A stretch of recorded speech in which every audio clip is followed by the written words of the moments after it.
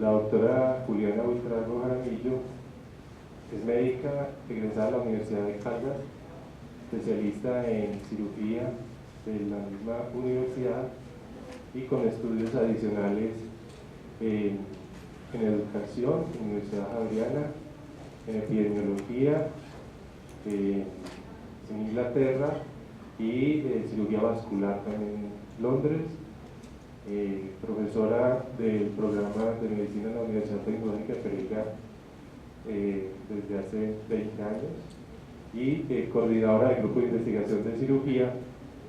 Además tiene su grupo de procuramiento de órganos. Actualmente pues nuestra decana desde diciembre 20 del 2013 en la Universidad Tecnológica de Pereira. Bienvenida, muchas gracias.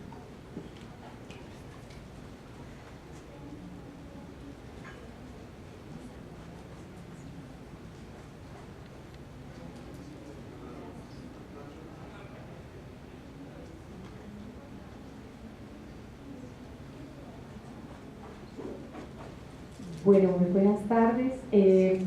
Quiero, en nombre de la Facultad de Ciencias de la Salud de la Universidad Tecnológica de Pereira y en el mío propio, dar los más sinceros agradecimientos a ASCOFAME y a todo el grupo organizacional de la Segunda Conferencia Internacional de Educación Médica por la invitación cordial que nos hacen a participar en este evento. Me ha correspondido hablar en esta tarde del estudio prospectivo de la Facultad de Ciencias de la Salud de la Universidad Tecnológica de Pereira y su relación con los servicios.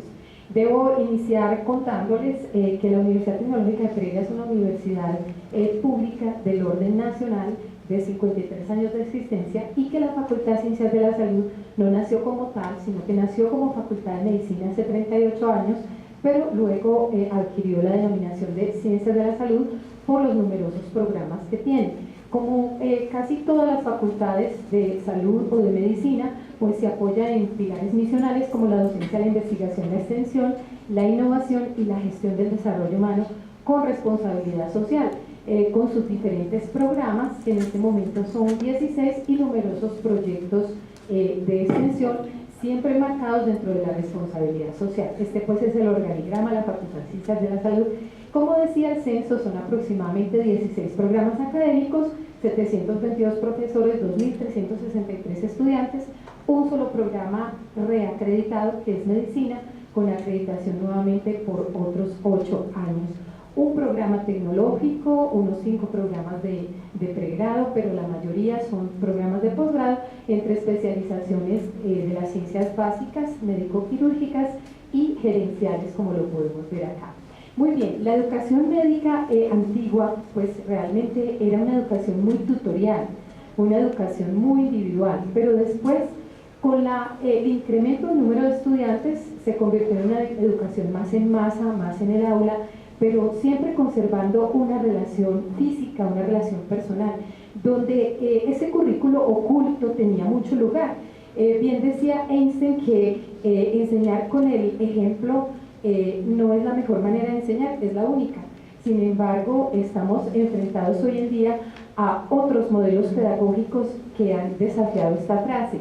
El juramento hipocrático nos dice que en esos tiempos se regían bajo un código de ética en la educación médica, que era básicamente tutorial, que el estudiante ingresaba a una relación familiar y muy cercana con su profesor, y tenía una instrucción oral y muy seguramente manual como ayudante de ese profesor, y tenía una interacción con los pacientes. De todo lo que este juramento entonces dice, podemos deducir que así era la educación médica.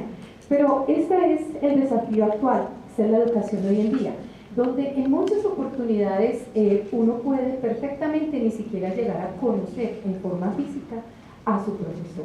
Entonces desafía un poco toda esa parte del modelo, del ejemplo, del currículum oculto, desafía un poco esa frase de Einstein. Y indudablemente nos vamos abocando a todo lo que son las tecnologías, las TICs, y a que estas tecnologías se impongan.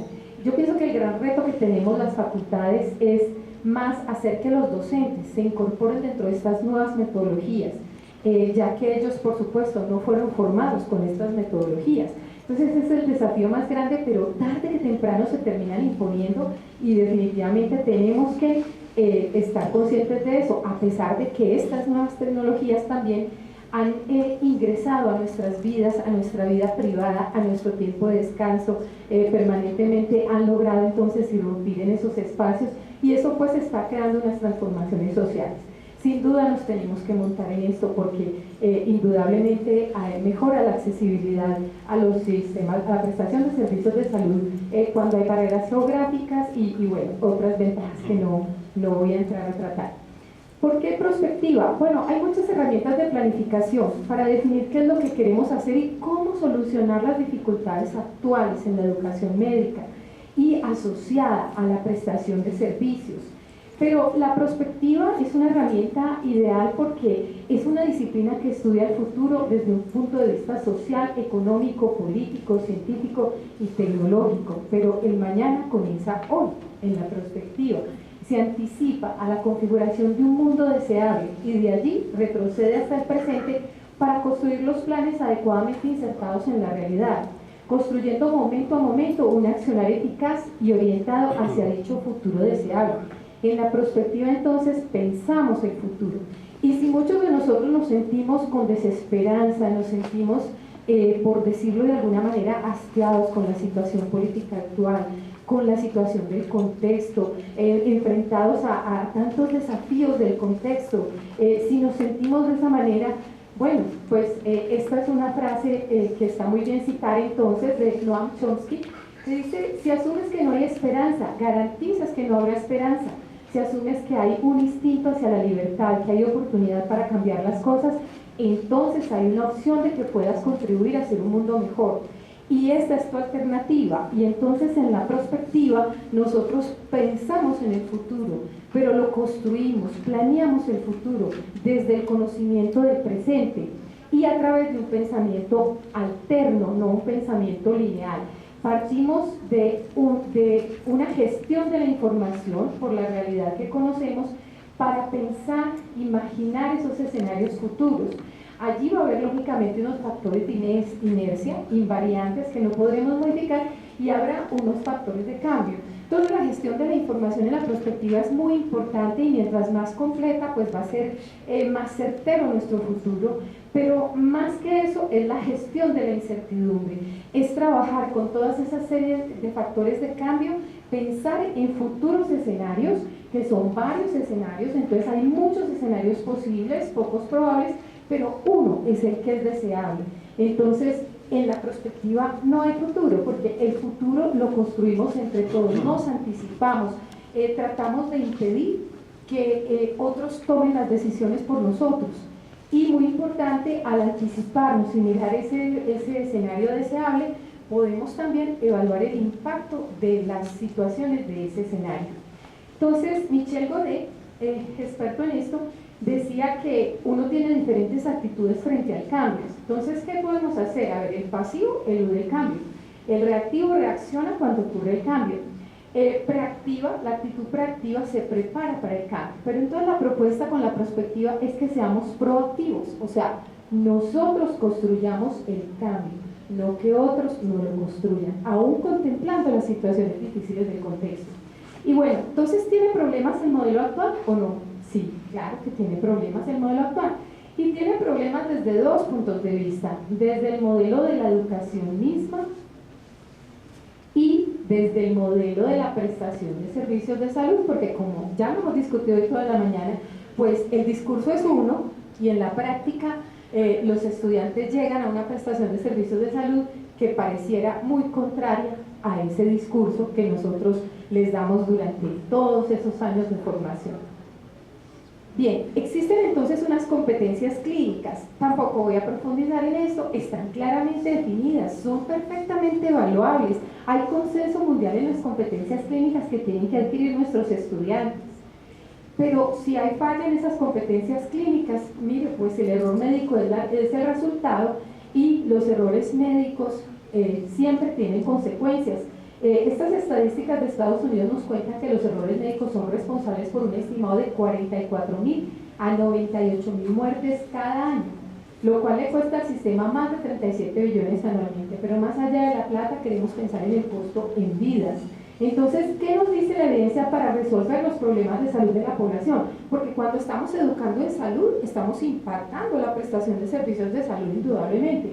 Entonces, ¿qué nos dice? Bueno, sigue vigente la declaración de Alma Ata, la declaración de política pública más importante de la década de los 70, y en sus 30 y pico años de existencia se renueva su pertinencia desde el punto de vista de la atención primaria en salud. ¿Por qué? Porque se ha demostrado con evidencia que la estrategia de atención primaria en salud disminuyó la tasa de mortalidad de niños menores de 5 años en 30 países de bajo y mediano ingreso, de manera que sí se ha mostrado efectiva. Pero el problema es que no es solo el discurso de la atención primaria en salud, que está muy bien, no es solo la parte filosófica, no depende solamente de eso, está acompañada de unos factores de éxito muy importantes. ¿Cuáles son? El compromiso nacional, la integración de los sistemas de salud y la remoción de las barreras financieras. Bueno, ese es el desafío. ¿Cómo vamos a superar estas situaciones? Exploremos el rol del médico en la estrategia de la atención primaria en salud. Claro, él tiene que contribuir al entrenamiento personal de otros trabajadores del área de la salud. Tiene que poder evaluar las necesidades y apoyo para el cuidado de la salud, tiene que evaluar la efectividad del servicio, tiene que buscar y aplicar científicamente la evidencia para ayudar a entender y abordar las enfermedades, claro, más prevalentes de la comunidad que va a atender.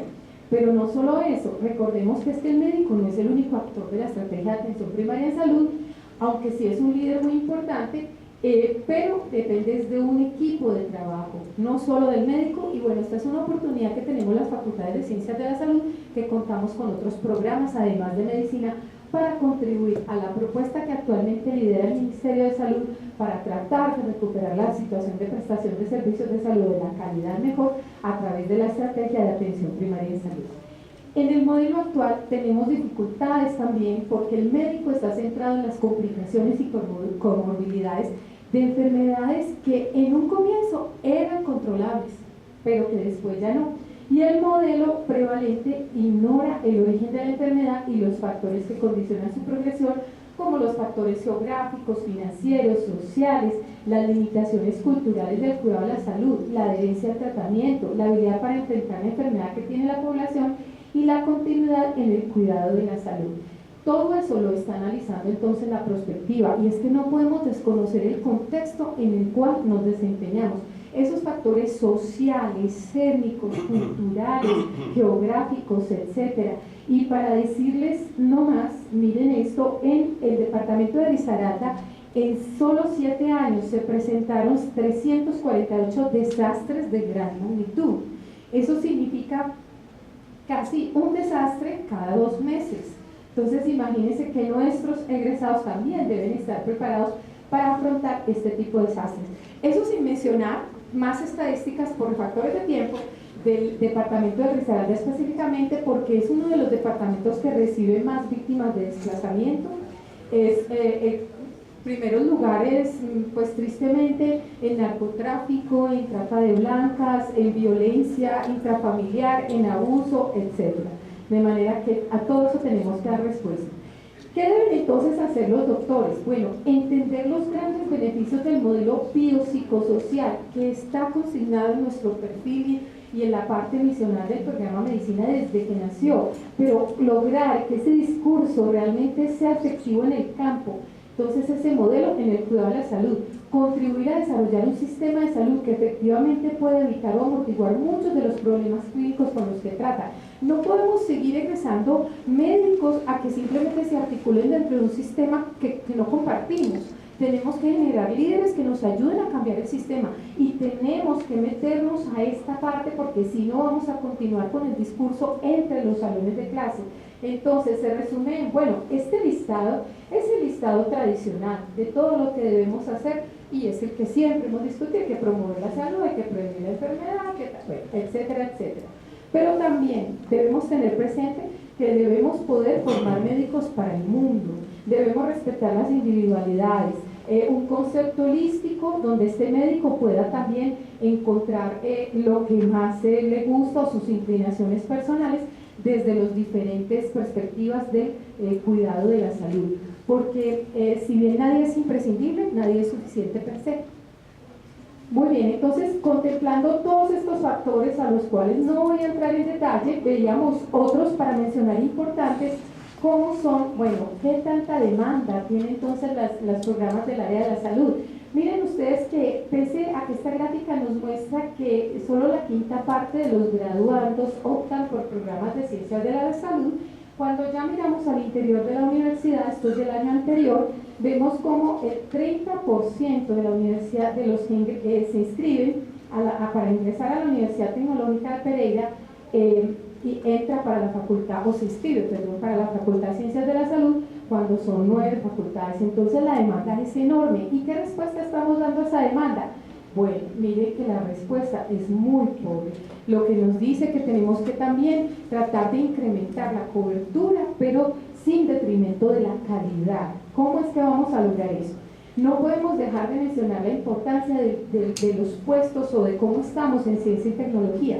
¿Por qué? Porque es que nos miden por ciencia y tecnología y porque es que definitivamente el desarrollo está directamente ligado a la apropiación del conocimiento, a la transferencia del conocimiento, pero sobre todo a que adaptemos ese conocimiento a las necesidades locales.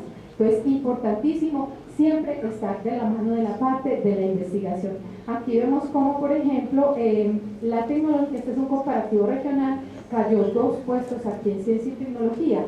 Aunque pues de todas maneras sí ha estado en lugares importantes, pero hay que trabajar muchísimo más. Entonces, estas variables se deben considerar en la formación.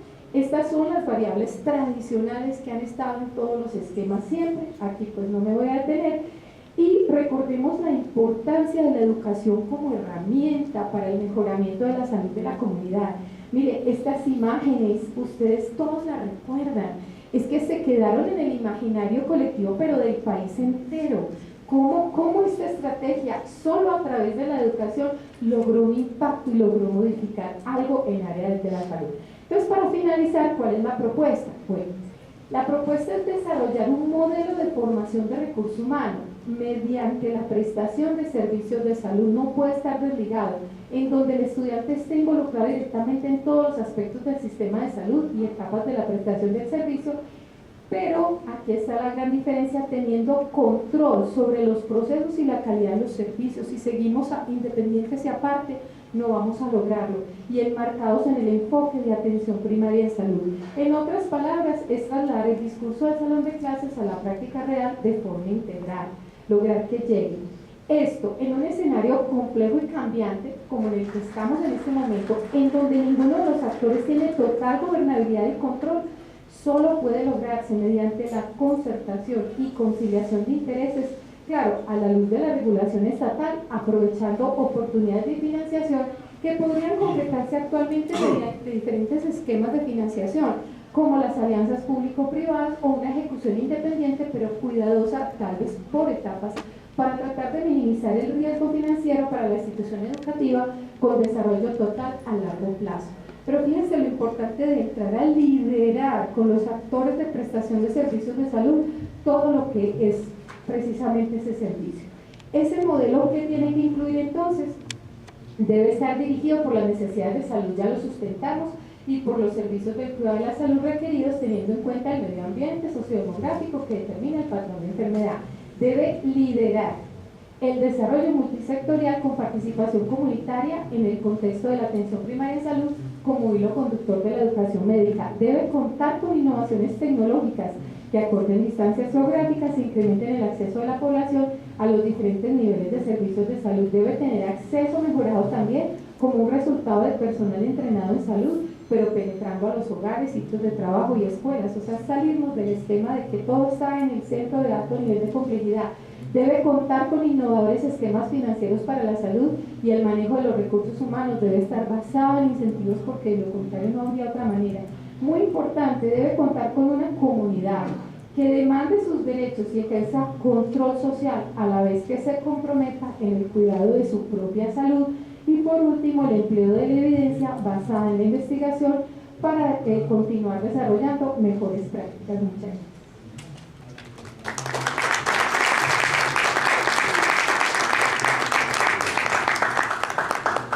Muchas gracias, doctora Juliana Pizarro.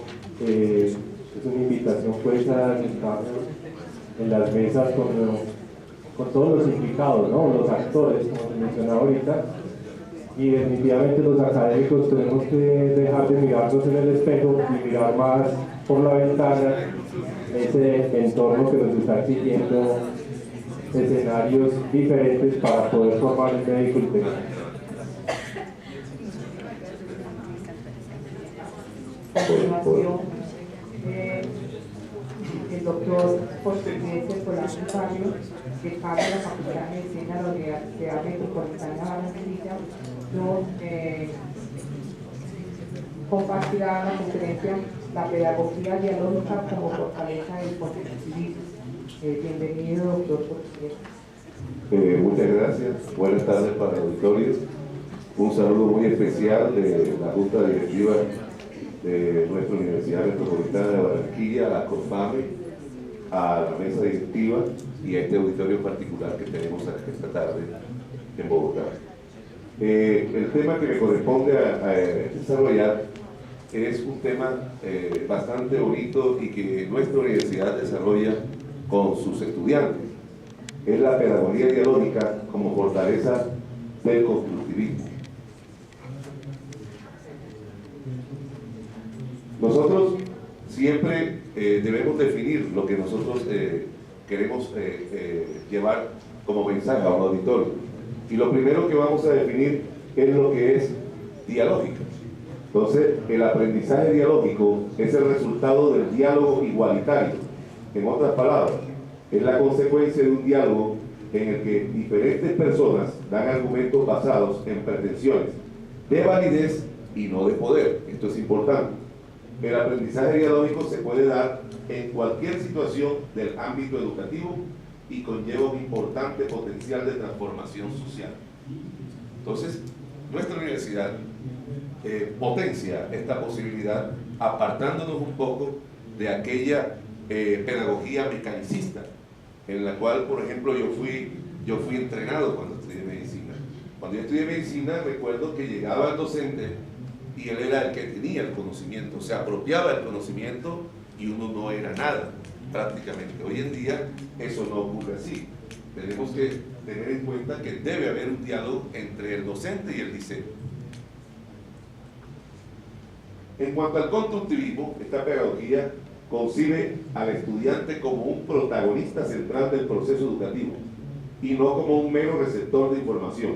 Los contenidos curriculares se plantean como objeto de aprendizaje más que de enseñanza y el docente deja de ser el único poseedor y transmisor del conocimiento para convertirse en mediador y facilitador del proceso de aprendizaje. Entonces, lo que acabo de manifestar anteriormente se concibe en esta pedagogía que nosotros estamos llevando a cabo con nuestros estudiantes de la Universidad Metropolitana de Barranquilla. Entonces, el constructivismo no es más que un engranaje, lo podemos ver en esta gráfica, entre el componente de comunidades científicas que existen, digamos, ahí están, los docentes y los discentes. El docente y los discentes lo que hacen es bajar esos conocimientos de las comunidades científicas, discutirlos en el auditorio o aula y sacar un nuevo conocimiento. En realidad nos coloca a todos los actores de la educación en el mismo plano. Todos estamos en el mismo plano, máxime en esta época en la cual tenemos las ayudas de las TIC, o sea, las tecnologías de la información y la comunicación. No podemos olvidarnos que todo tiene un trasfondo en la vida y nuestro programa está dado porque el elemento filosófico es fundamental para el desarrollo de la pedagogía dialógica. Voy a traer a la muestra a varios de esos autores que sirven para que fundamenten el desarrollo de nuestro programa pedagógico. Vemos nosotros el doctor Piaget, muerto en 1980, aquí vemos núcleo central, teoría y resultados. El núcleo central de su exposición es el ser humano es adaptable al medio. En cuanto a lo teórico, el ser humano aprende, modifica, integra y produce. Y nosotros en la universidad hemos emprendido proyectos con los estudiantes para innovar, para ajustar y para producir. O sea, estamos investigando y formando investigadores en nuestra universidad. El doctor Auswell, también 2008, murió, su núcleo central dice que el ser humano le da significado a lo que aprende. Por lo tanto, en la parte teórica podríamos decir que aprende a partir de esquemas, de experiencias, de influencia del entorno en el desarrollo emocional de él. Muy bien hablaban esta mañana de los componentes de la personalidad, que son el componente cognitivo, el componente afectivo y el componente volitivo. Para que una persona pueda manejarse bien, hay que tener equivalencia en los tres. Y cuanto desde el punto de vista del resultado, falta más conciencia en algunos de los docentes. Importancia de relacionar la temática con la profesión, teniendo en cuenta sus experiencias, o sea, motivar. La universidad ha emprendido un plan de reentrenamiento de nuestros docentes y vemos cómo hoy en día una comuna en cada una de las cortes que tenemos en nuestras especializaciones y maestrías en docencia están participando nuestros mismos docentes en una formación integral. El doctor Brunner habla desde el punto de vista del núcleo que el ser humano aprende por descubrimiento. Entonces tenemos que hay una visión inductiva del aprendizaje. Se requiere del estudio de cada estudiante, dándole importancia al medio ambiente. O sea, tenemos que analizar a cada estudiante, ver su contexto social, ver cómo él vive. Nosotros tenemos una universidad, aunque es privada, nos manejamos con estudiantes de estrato 1, 2 y 3. Raro tener un 4 y 5, pero somos universidad privada con unas matrículas de un costo aceptable para la comunidad de la costa y de todo el país, porque tenemos de todo el país. Entonces, nuevos laboratorios hemos emprendido en la universidad, donde el estudiante aprende a partir de sus propias experiencias. Tenemos el doctor Vygotsky, en el cual su núcleo central, el ser humano, tiene una zona de desarrollo proximal. Él ve los ejemplos de sus docentes que están estudiando, que están capacitándose, y vemos que el aprendizaje acelera el desarrollo y la maduración, considerando al lenguaje como vehículo de pensamiento y expresión de la capacidad simbólica. Importante tener en cuenta esto.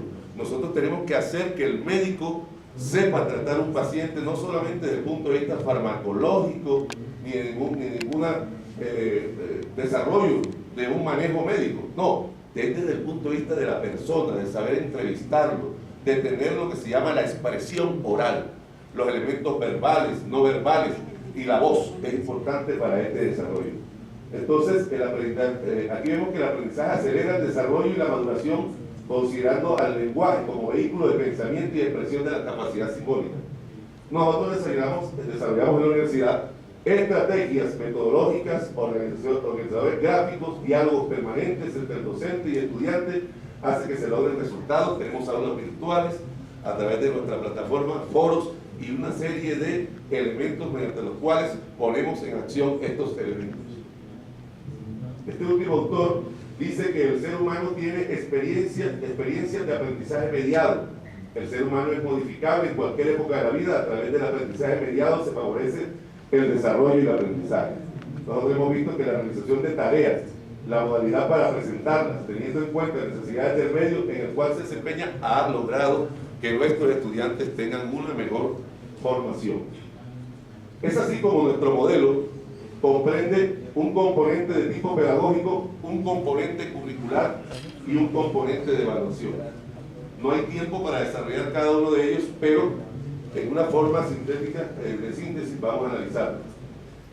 Nuestro modelo habla de una concepción dialéctica e interdisciplinaria, basado en estos tres puntos: relaciones y conexiones entre lo interno y lo externo, la esencia y la apariencia del sujeto que aprende y construye experiencias y su conciencia social e interacción con el contexto, y una formación integral desde la perspectiva autónoma y crítica.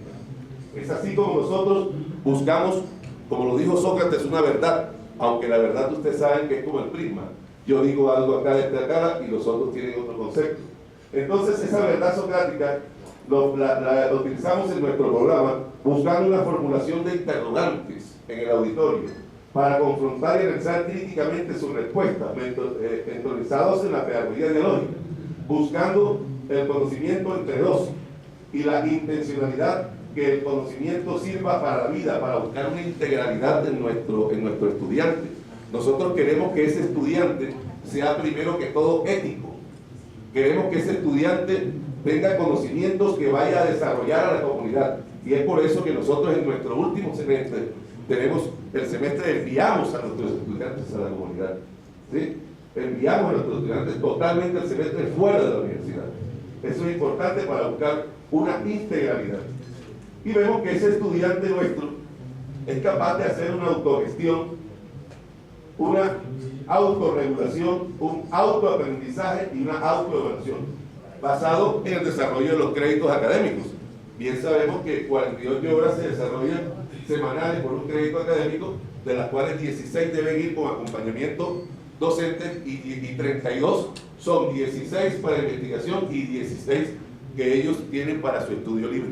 Entonces es importante tener en cuenta eso en la formación del estudiante. Y el otro actor importante es el docente. El docente debe ser integral, debe llevar procesos educativos, una aplicación de métodos científicos, profundizar y actualizar, debe tener formación en valores y actitudes para que entonces nuestro estudiante, teniendo zonas de desarrollo proximal, sea un estudiante autónomo, integral y creativo. Vemos cómo nosotros, al desarrollar nuestro modelo, le hacemos al inicio de los semestres 8 semanas de apropiación curricular, donde él investiga su currículum, ve la bibliografía, analiza en nuestra biblioteca todo lo que él va a desarrollar en lo que llamamos el desarrollo curricular, que es el lapso que queda del semestre. Y luego vamos a hacer una evaluación. Esto todo enmarcado en unos componentes de formación, unas áreas de formación y unos componentes de aprendizaje. Nosotros utilizamos ese léxico diferente, no decimos materias o asignaturas, sino componentes de aprendizaje. Es un léxico diferente. Entonces esta evaluación la vemos de esta forma, ya para terminar. La evaluación, nuestra evaluación es integral. Es integral por procesos y competencias. Nosotros no somos evaluadores exitistas. Nos gusta que nuestro estudiante también aprenda de los errores. A nosotros nos gusta que el estudiante, los actores como los docentes, no caigan en esas 20 patologías que están descritas en la evaluación de un estudiante. Hay 20 patologías, la literatura lo dice así. Entonces, tratamos de que esa evaluación sea diagnóstica, que sume y que forme, y que además esté comprendida en estos 4 elementos, que sea sistémica, que sea permanente, que sea integral y continua, teniendo en cuenta la autoevaluación, la heteroevaluación, la coevaluación, y estamos viendo la posibilidad, estuvimos hablando con el doctor Rosso, de buscar una evaluación externa, ¿sí? O una metaevaluación para buscar el inicio de nuestra acreditación, ya que en enero tuvimos el nuevo registro calificado por 7 años más. Y eso busca una transformación en el desarrollo de la persona. Finalmente, vemos cómo este estudiante, y lo dije al mediodía, está atrapado en su formación en estos elementos. Un Estado que realmente no despierta, un Estado que copia normas de otros estados que están más avanzados que nosotros, que no respeta la Constitución de un Estado social de derecho, que le ha hecho 29 enmiendas a una Constitución que realmente tenía un buen fin. Ese Estado incide, por el otro lado, le dejó la misma Constitución en uno de sus artículos, no una puerta, un portón a los particulares para que manejaran la salud. Y entonces los hospitales universitarios privados, tratando de implementar medidas que se han hecho en otros países avanzados, donde se implementaron especialidades en ellos, sin tener en cuenta la universidad, las ESES, que ya sabemos cuál es su condición, y las IPS universitarias, que son las clínicas que buscan un beneficio al tener contratos o convenios con las universidades de tipo económico sin cumplir con todos los requisitos. Y ese estudiante que debería ser formado para un proyecto social, de tener una interacción directa con el paciente, se ve bloqueada por ese portón del cual estuvimos hablando. Entonces, creo que con esto, este es nuestro hospital universitario de Barranquilla, el Hospital Universitario Metropolitano. Creo que con esto hago una síntesis de realmente lo que es hoy en día lo que debemos buscar en nuestro estudiante colombiano. Debemos sensibilizarnos, buscar formar personas, buscar elementos que comprendan la real situación de nuestro país, no calcar normas extranjeras donde no hay problemas de tipo económico, no hay ningún problema como los que presentó la doctora gráficamente en su discurso. Realmente lo que queremos es formar personas, y para eso la pedagogía dialógica y el constructivismo está a la orden del día y es utilizada en muchos países. Gracias. Gracias, doctor Bolaños, un recorrido pedagógico pues desde allí hasta Vygotsky, que nos pone a reflexionar a nosotros los educadores médicos en esos estudiantes que nos están llegando, estudiantes del siglo XXI, a profesores del siglo XX, algunos con metodologías del siglo XVII y su reflexión final de ese contexto del medio en el que tenemos que enfrentarnos para la relación docente-servicio. Muchas gracias. Pues nuestra última conferencia, formación de talento humano para la atención primaria, nos acompaña el doctor Julián Herrera Miguelito, decano de la Facultad de Salud de la Universidad del Valle. Bienvenido, doctor Julián. Muchas gracias. Un saludo especial para todos los asistentes. Voy a presentar una propuesta que he ido realizando con varias facultades de medicina y varias facultades de salud en el país, que como dijo la primera ponencia de esta tarde en este auditorio, es una propuesta proactiva, que obviamente lo que busca es dar respuesta a una necesidad de formación de talento humano en salud para el cuidado primario. Ese es el título de mi presentación, cuidado primario. Nosotros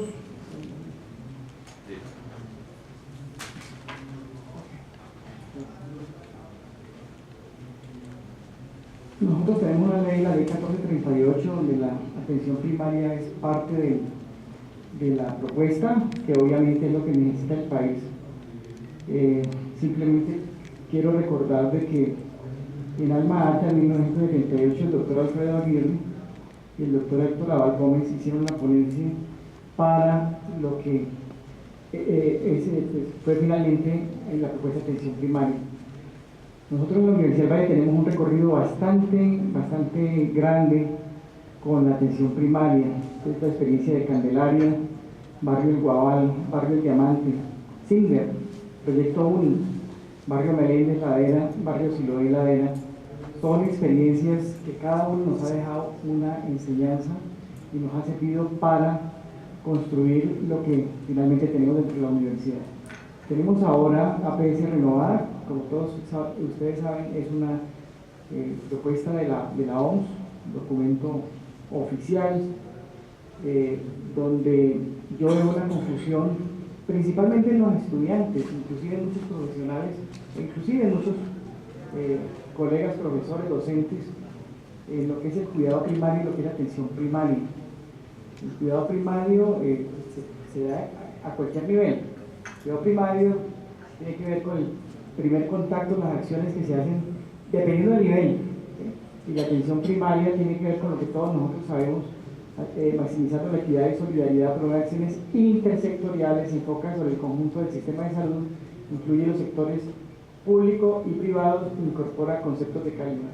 Esta propuesta ya la he socializado con varias universidades y obviamente es una propuesta que estoy liderando desde la Facultad de Salud de la Universidad del Valle, cuyo objetivo general es contribuir a la formación del recurso humano para un sistema de salud eficiente y con calidad, que es lo que todos queremos, y que incluye formar especialistas en medicina familiar y médicos generalistas en segundas especialidades en áreas prioritarias y con admisión regional. Este era un problema, ya lo ha oído el ministro muchas veces, y parte de lo que planteaba la reforma de la salud y lo que el ministro, digamos, siempre presentaba como un argumento era la falta de especialistas. Entonces la forma más fácil era formarlos en los hospitales universitarios. Y la verdad es que la vida me ha dado la oportunidad de formarme aquí en Colombia, estar también en Europa, en hospitales universitarios, y conocer de primera mano, ¿sí?, lo que es la formación en Colombia, en especialidades como residente, igualmente en Europa con un sistema diferente. Como lo dijo uno de mis antecesores, con modelos diferentes educativos, con condiciones sanitarias diferentes, absolutamente diferentes, que obviamente pues, la academia, todos en bloque, pues, protestamos por esa medida, que era prácticamente porque era un modelo, y definitivamente lo que sí estamos de acuerdo en la Universidad del Valle, y muchos profesores, colegas, es que necesitamos la formación de especialistas en medicina familiar como una especialidad con competencias en la parte de promoción y prevención, en la parte del cuidado integral, en la parte del profesionalismo, humanismo, etcétera, pero en la práctica. Y para hacerlo se necesita una formación. Uno no puede ser cirujano de un día para otro. Necesita que tener una formación. Entonces, por eso, pues yo realmente celebro y felicito y estoy muy contento de que ya el país haya avanzado en ese tema con el currículo mínimo nacional en medicina familiar y ahorita en construcción de salud familiar. Pero pienso, y es una posición mía, que compartimos 7 universidades de este país que he visitado y he intercambiado las ideas. Se necesita que los médicos generalistas, medicina interna, pediatría, ginecobstetricia, se formen en segundas especialidades, pero en lo que realmente necesita el país, no en sus especialidades tradicionales, sino en lo que realmente necesita el país. Se necesitan doctores en ciencias de la salud con énfasis en medicina familiar, atención primaria, porque se necesita una masa crítica. Porque si solamente es formar el especialista sin un cuerpo que cree conocimiento, pues realmente para eso es el doctorado. El doctorado es para formar un profesional del más alto nivel, no solamente que transmita el conocimiento, sino que lo produzca, que lo confronte, que traspase la línea, la frontera del conocimiento y aporte en los cambios que necesita un sistema de salud. Y eso se hace con doctores, no necesariamente con doctores, pero sí es una vía que ha demostrado tener éxito en muchos países. Cualificar médicos especialistas generalistas con competencias docentes para la medicina familiar. Tenemos muchos profesores, el país está apostando a tener especialistas de medicina familiar, pero ¿quiénes lo van a formar? Tenemos el recurso docente de los médicos familiares en el país para los 40 o 50 o 60 programas que necesita el país más adelante, no los tenemos. Tenemos que cualificar el docente que está allí en el cuidado primario, el internista, el pediatra, el ginecólogo, para que tenga las competencias que no las recibe el pregrado. A mí Dios me dio la vida de hacer medicina familiar, luego una segunda especialidad en la obstetricia y luego finalmente tuve mi formación doctoral. El asunto es que en el área de obstetricia nunca, absolutamente nunca recibí docencia ni práctica en la parte de promoción y prevención. Entonces muy difícilmente uno, si no lo forman, difícilmente lo va a hacer. Entonces esta es una propuesta obviamente propositiva que estoy liderando desde la Facultad de Salud, que ha tenido el eco en 7 universidades con las cuales he compartido esta experiencia. Medicina familiar en su calidad de especialidad básica debe tener un riguroso proceso de formación académica. En esto avanzado el país ya existe un currículo mínimo, 80% uniforme, obligatorio, 20% flexible, lo cual hace parte de la educación médica moderna, un perfil ocupacional y distintos laborales como cualquier especialidad básica. Eso ya se está dando, ya el Ministerio lo normalizó. Currículo mínimo para formación unificado nacionalmente igualmente. Entonces fíjense que realmente de estos 4 aspectos, 3 ya están en el país. La modalidad internada rural, esta es la discusión que debemos hacer. O sea, no hay duda de que la vía expedita, en eso no hay duda, de que la vía expedita para tener una masa crítica en corto tiempo que necesita Colombia, nuestro querido país, debe ser una modalidad en la cual se incluye el internado y el rural, o una formación en servicios, si no es el rural, para tener una masa crítica en corto tiempo. El país en 25 años tenemos 300 o 400 médicos familiares formados. Se necesitan 3.000 o 4.000 según dice el ministerio, yo les creo en sus cálculos, pero al ritmo que veníamos no se va a lograr esa meta a menos que haya una propuesta alterna que de hecho el país está construyendo. El internado, yo no estoy de acuerdo en que, yo no estoy en contra de la formación del médico familiar especialista desde el internado. De hecho, Estados Unidos lo hace, ¿sí? Pero lo hace en unas condiciones diferentes a como lo hemos venido haciendo en Colombia en medicina familiar, muy distintas, ¿sí? En la cual el que va a ser internista, que ya lo define, hace un internado dirigido a la medicina interna, donde está en un departamento de medicina interna, donde sus prácticas se hacen de manera acelerada medio año y el otro medio año inmerso en medicina interna. No como lo hacen en algunas universidades, porque yo he hablado con los decanos, yo he estado en los consejos de facultad, 7 universidades del país, el 80% con recursos de mi bolsillo, no públicos, ¿sí? Porque creo en esto, creo que esto hay que hacerlo, y alguien tiene que hacerlo. Entonces, veo diferentes modalidades. En unas partes, por ejemplo, los residentes de medicina familiar que están homologando su primer año tienen unas tutorías que son importantes, tienen unos cursos de la fundamentación, y fuera de eso tienen una asistencia a grandes gestiones y no más. En otras partes el interno va por las tardes, se reúne con un grupo de especialistas generalistas y discuten casos, y no más. Hay uniformidad en este punto, y yo creo, todos nosotros que estamos aquí somos académicos y sabemos que obviamente para tener competencias hay que tener también no solamente un currículo, sino también una metodología y una digamos, una consistencia en lo que se hace.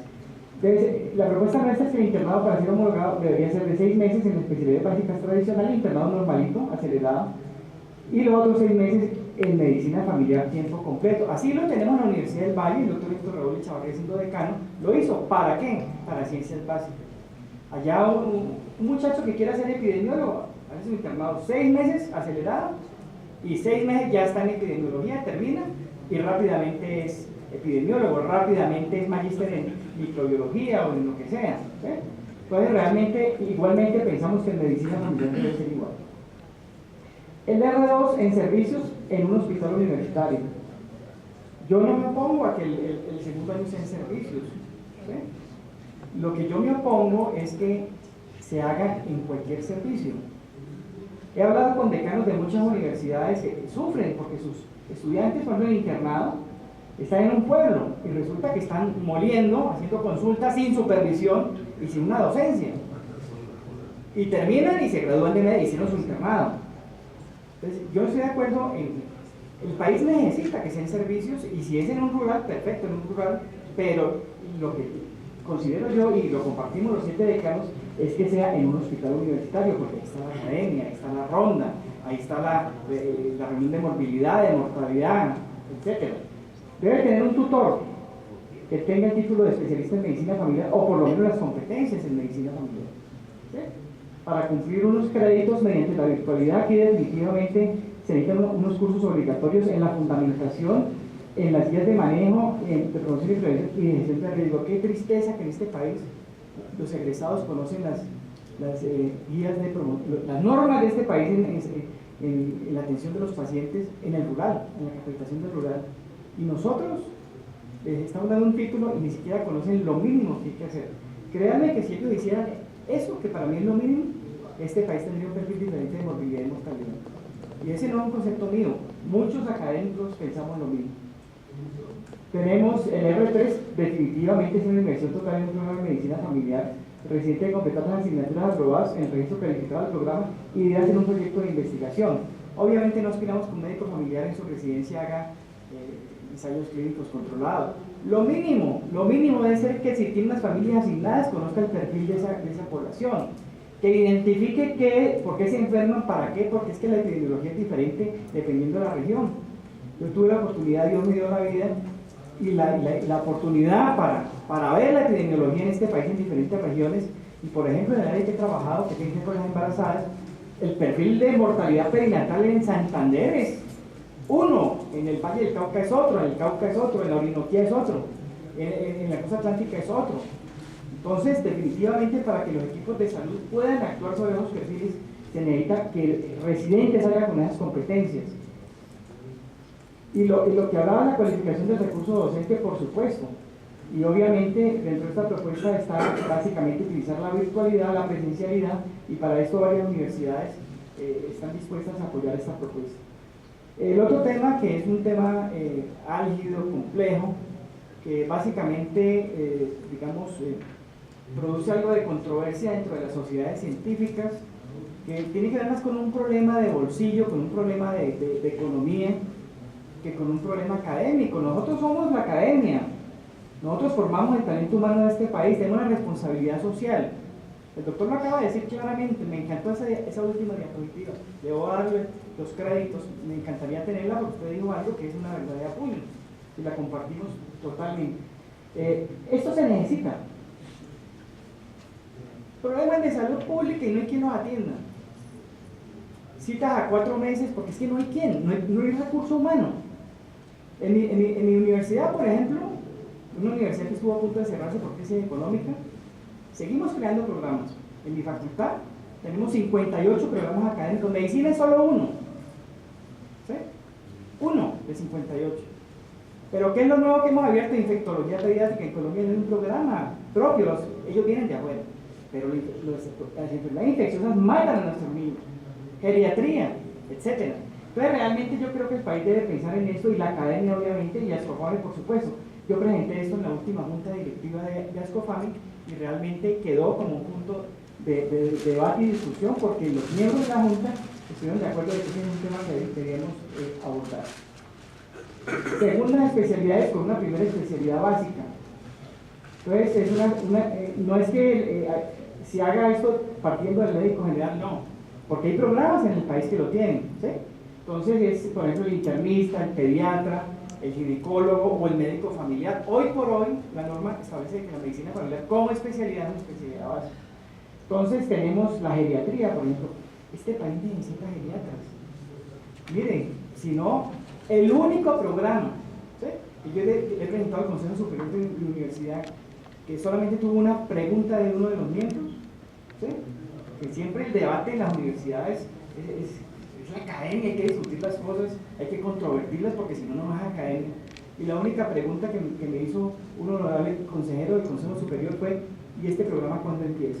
Porque es una necesidad. Todos necesitamos geriatras. Entonces, esta es una propuesta que ha tenido muy buena acogida. La reumatología, fundamental. La medicina interna ambulatoria, y el resto son ambulatorias. Miren, yo lo digo con conocimiento de causa.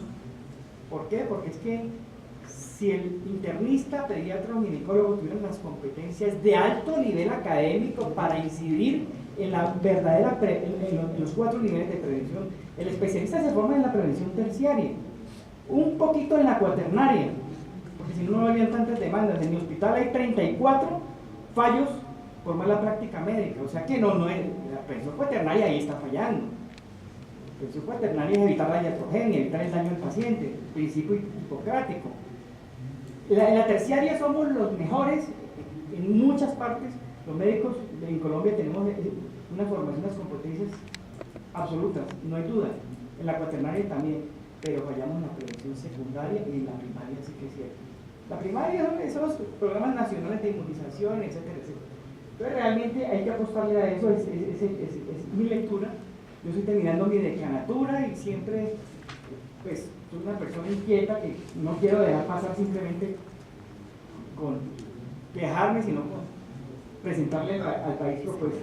El programa de doctorado también tiene pero la atención primaria, no es cuidado primario, la atención primaria necesita sistemas de información para poder de que desde la salud pública se puedan monitorizar los resultados de la, ¿no? Entonces, Bárbara Stark, por ejemplo, demostró de que los médicos familiares, ¿sí?, en los países donde hay una masa crítica, impactan tremendamente la mortalidad infantil. Ya lo dijeron en la primera presentación, ¿sí?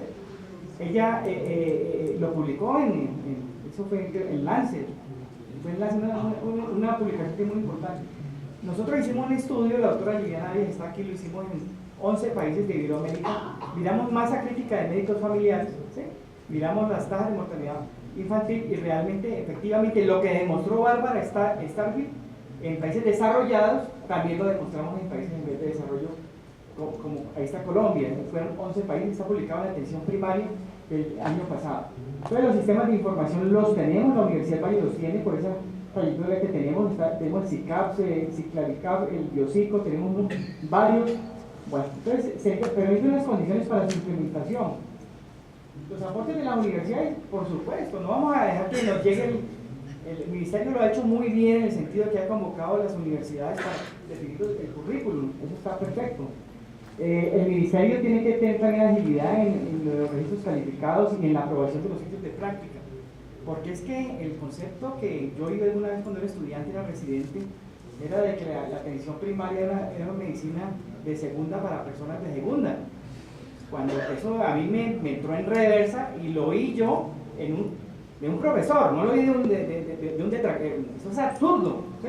Entonces realmente la propuesta tiene que ver con que las universidades le aporten dentro de sus competencias, igualmente el ministerio, porque si no esto no sale adelante nunca, ¿sí? Igualmente el Ministerio de Educación y de Salud. Yo he tratado esta propuesta ya no solamente con las universidades, sino con los ministerios, y realmente hay un buen ambiente, porque eso es lo que el ministro ha dicho siempre, es lo que está en la reforma de la salud. El qué está ahí. Esta propuesta es para empezar a trabajar en el cómo. Finalmente, ya con eso termino, tenemos unas oportunidades únicas en el sentido de que pues, el gobierno y el legislativo, la ley 1438 es el marco jurídico, tenemos recursos y definitivamente cualquier estrategia que se haga desde la academia debe tener una evaluación externa de los observatorios desde la salud pública para realmente monitorizar el éxito o hacer las recomendaciones para mejorar el proceso. Finalmente termino la presentación dando las gracias a las 7 facultades que me han escuchado pacientemente, que me han retroalimentado la propuesta para mejorarla, por supuesto, para que tengamos una buena propuesta en el momento que sea oportuno presentarla. Muchas gracias. Pues muchísimas gracias. Ha tomado usted todos los cuerpos ahí con lo de cómo, cuándo, en qué escenarios. Rescato pues que tiene un modelo que va hasta el doctorado. Uno escucha mucho de ese miedo pues que hay que formar a niveles superiores y sencillas. Ese es el objetivo de las universidades, esa es la misión, formar hasta de la cuna a la tumba. Nos falta pues capotear lo del gobierno, la voluntad política, los recursos y el reconocimiento de esos especialistas. Excelente presentación, igual que los que lo precedieron, y invitarlos para mañana a las conferencias desde las 8 de la mañana. Muchísimas gracias. Nos vemos. Me encanta conocerla.